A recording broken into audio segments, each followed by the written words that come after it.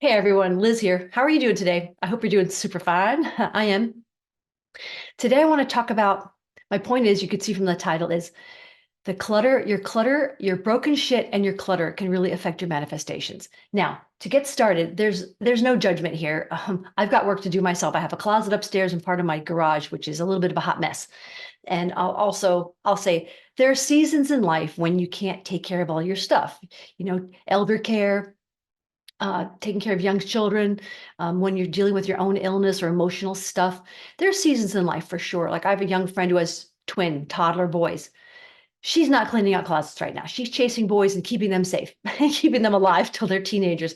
So, there's times, of course, but I do want to say that if you want to manifest your best, most perfect life, if you want to be better, do better, want better, and feel better, it's really good to begin to clean out your home and get rid of the broken shit or fix it. Now, in the creator space of manifestation, law of assumption, law of attraction, mindset, mental diet work, uh, there's a lot of stuff about keeping clean. I understand that you'll see it all over the place, but I haven't seen a lot of people talk about broken shit, like that broken frame I currently have around my acupuncture degree for my acupuncture license. It's sitting in the garage. It's been unrepaired for a year now, right? So I'm there with you. So I'm not saying there's no high in my holy hill right now or anything like that. It's just I wanted to point this out. By the way, also in acupuncture school, I learned two systems of feng shui. I've forgotten most of it, but there are a lot of systems to help you get organized. And I also want to talk about back in the day when I was homeschooling 4 children, yes, 4 kids. I was trying to keep at least part of the home organized so I could have some people over for tea, at least in some rooms of the house. So I followed a woman called Fly Lady, and I just looked her up. She still has a website. She's still up there, flylady.net, and I'll put it in the description box below. She helped me a lot.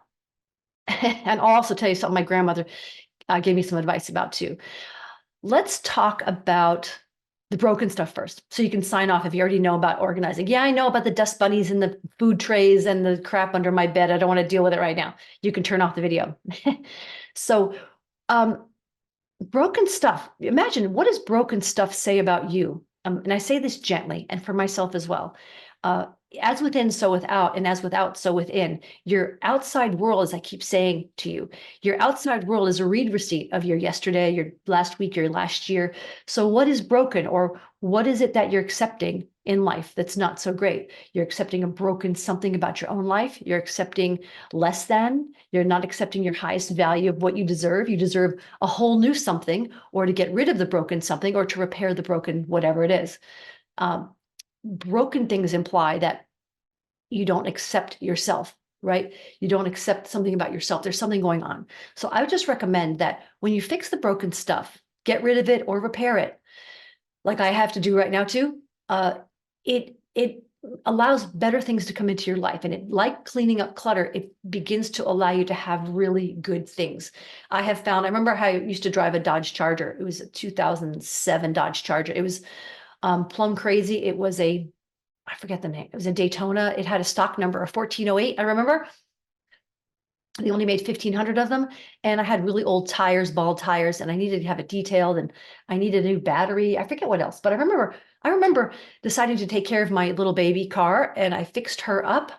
And the next thing I know, she did so well. I traded her in and I got a better vehicle, a newer vehicle and I got more money for the car because I took care of it. So sometimes fixing the broken stuff, like repairing, cleaning up your clutter or organizing your home or your space, wherever you are, get you ready for the upgrade. It gets you ready to up level. So I just wanted to point that out. Watch the broken stuff in your house.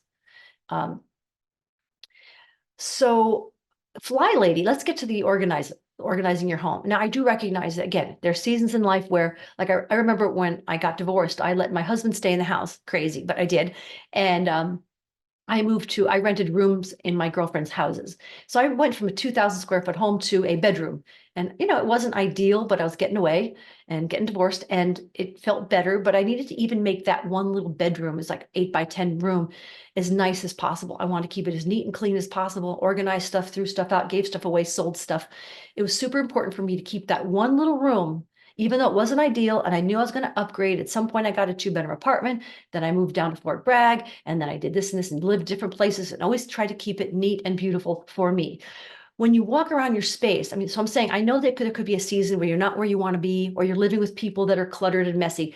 Listen, I understand, but at least for you, your stuff, your space, are you able to walk around your stuff and be as clean and good feeling and as happy and whole and yummy feeling as you can? What does the space look like? What does it smell like?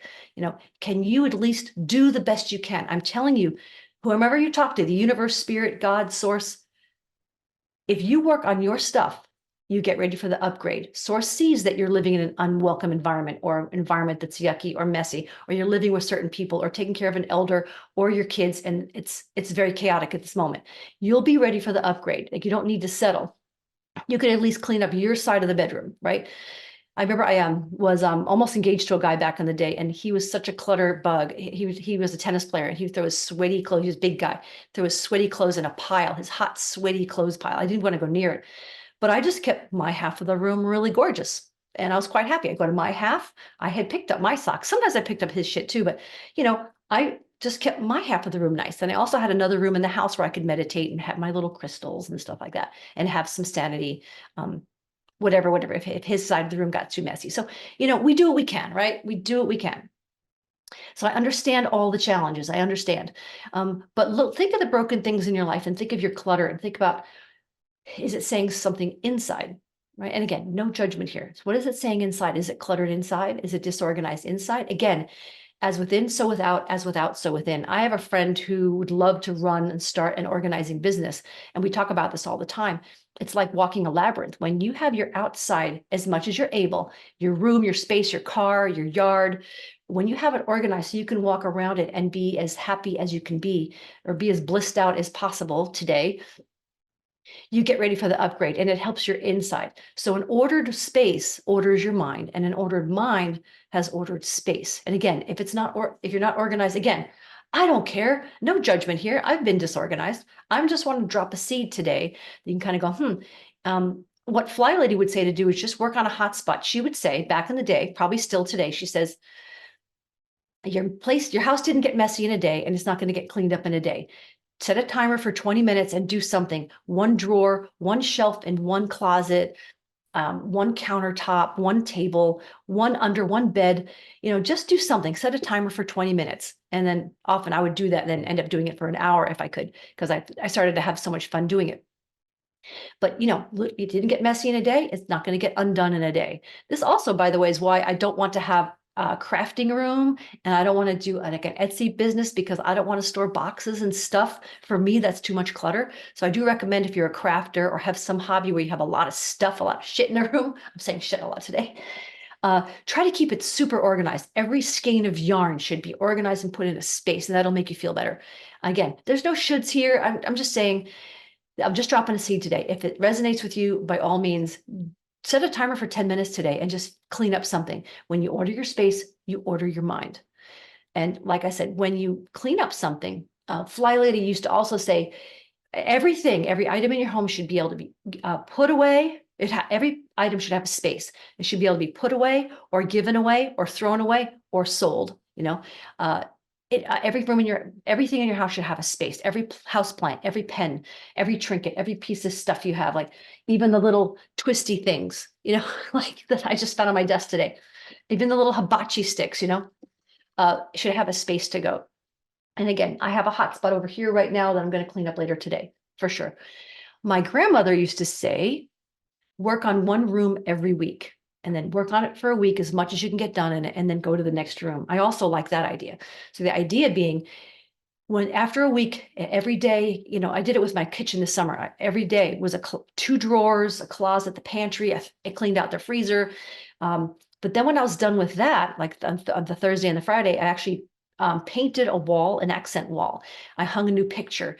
I found this metallic piece of art that was under the couch. And I hung it on one little piece of wall.